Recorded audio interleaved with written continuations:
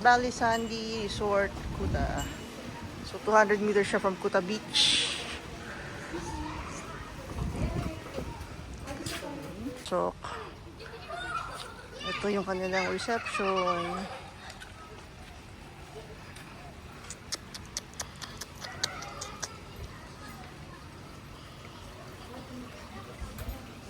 Do you have like a bellboy or something? Okay. Okay. Puti. Si Duda yan, tangi. You have a card?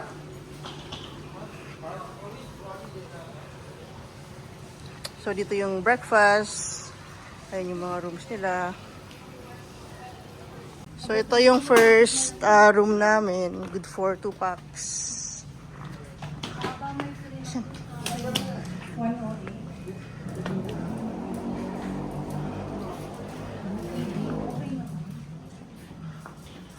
Okay, good for 2 packs. Let's check the CR. Tayo may bathtub. Ay, wow. Ay, Miko, kailangan ko yung mga bulak-bulak mo dyan. So they have bathtub, basic Kaya natin ako may tubig. utilities. Tulo ba? Parang walang nag-check-in dito.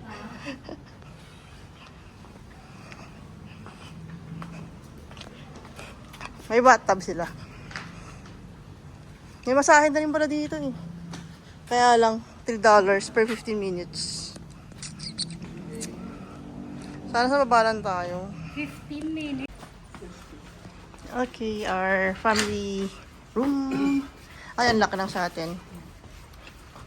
Tanan! O, dito ako sa Olomec. So, this is family room. Good for 3 packs. Ayan.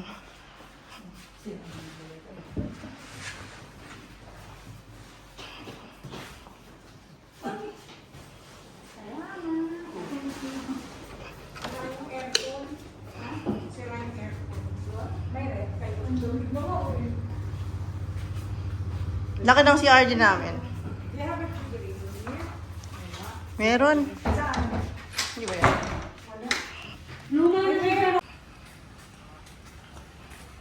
Okay, exploring our accommodation for tonight dito sa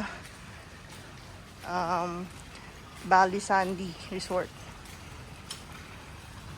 Ito yung kanilang pool.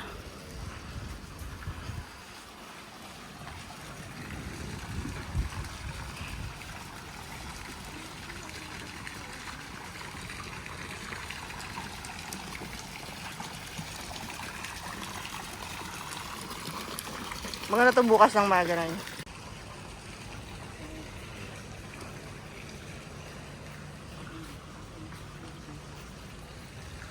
Ayan. So guys, medyo may kalumaang hotel na siya pero Valley vibes pa rin.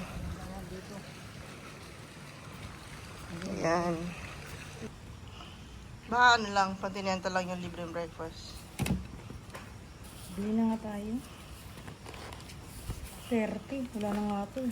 20. 3, 4, 6, 8, 10.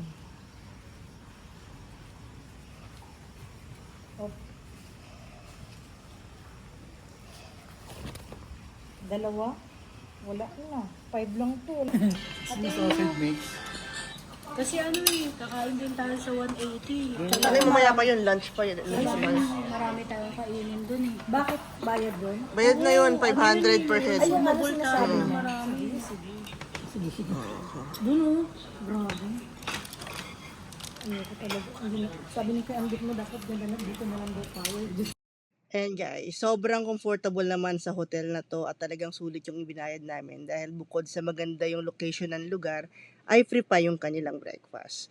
So that's our Bali Sand Resort review. Thank you for watching and see you on our next videos.